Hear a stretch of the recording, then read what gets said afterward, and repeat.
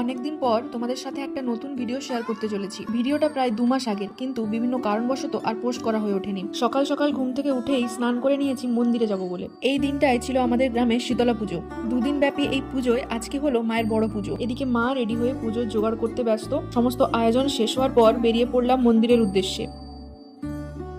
বাড়ির একদমই পাশেই মন্দির, কিন্তু এইটুকু রাস্তা যেতেও আমার ঘেমে নিয়ে একদম একাকার অবস্থা। অনেক ভিড় হওয়ার জন্য প্রথমবারে মা কাকিমারা পুজো দিতে পারেনি, তাই সবাই এখন বসে গল্প করছে। তারপর কোনো রকমে ভিড় ঠেলে একটু মন্দিরে ঢোকার সুযোগ পেয়েছিলাম। কচিকাচাতে স্টেজে উঠে খেলা দেখে আমিও যেন এক মুহূর্তের জন্য ছোটবেলায় ফিরে গিয়েছিলাম। সন্ধ্যা আরতির সময় মায়ের মুখটা কি অপরূপ সুন্দর লাগছিল, দেখলেই মন একদম ভরে যায়।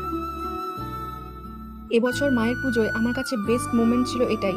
রাত্রে অনুষ্ঠান চলাকালীন হঠাৎ করেই বৃষ্টি আসে, কিন্তু যতই বৃষ্টি আসুক নাচ থামানো যাবে না। আমার একটু বেশি ঠান্ডার ধাত রয়েছে, তাই আমি দূর থেকেই বন্ধুদের নাচ উপভোগ করছিলাম। দেখা হচ্ছে পরের ভিডিওতে। Thanks for watching.